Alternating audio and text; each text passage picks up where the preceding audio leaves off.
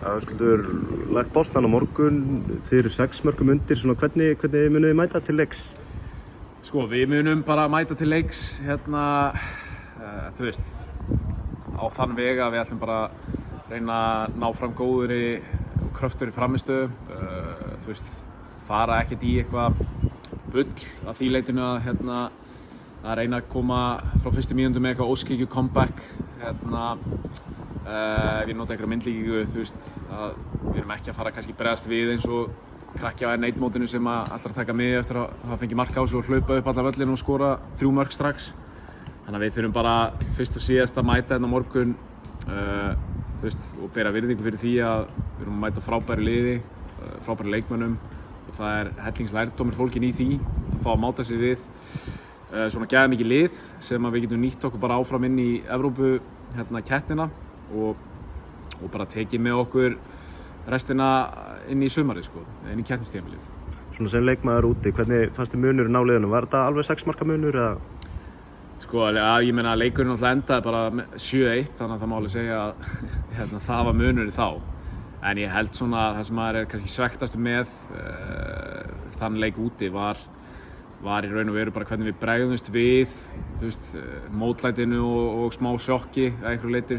Þú veist, við vorum smá vangar við það að missa manna velli þegar leikurinn var komin í flott jafnvægi og við svona búin að vinna okkur aftur inn í leikinn og bara momentum shiftið sig ef eitthvað er okkur í vil.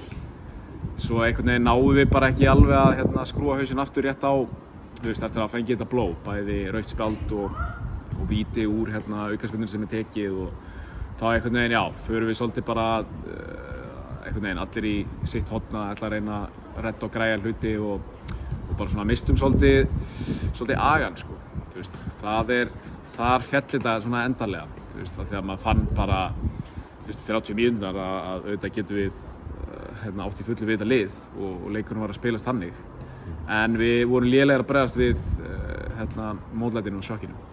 Hvernig svona hefur verið að standa í sem fyrirliða að mótivera liðið núna fyrir þennan leik?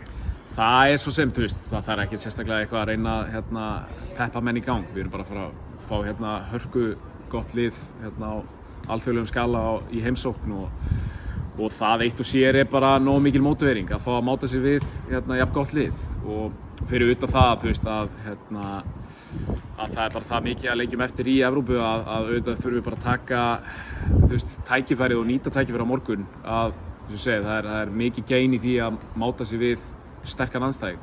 Maður tala bara reynslu þar að það getur verið mjög valdeflandi að bara eiga góðar frammistöður, tala ekki góð úrslit á móti stórum liðum og sömuleiðis hellingslærdómur hægt að draga úr því hvar þau svona expósa veikleikana hjá manni. Þannig að það er bara, já, mótiveringin fyrir morgundaginn. Hvernig svona býstu við þeim pólsku á morgun? Ég held að þetta er bara það professional lið, þú veist, á það háum standard að þeir muni bara mæta mögulega með eitthvað róteiningar í sín lið en bara, þú veist, spila eins og eftir sínu kerfi og sinni ákjafð og þeir verða ekkert eitthvað að taka þetta með annarri hendi, sko. Þannig að ég held að þeir mæti bara mjög fagmannlegir morgun og kröftugir. Takk hérlega. Takk.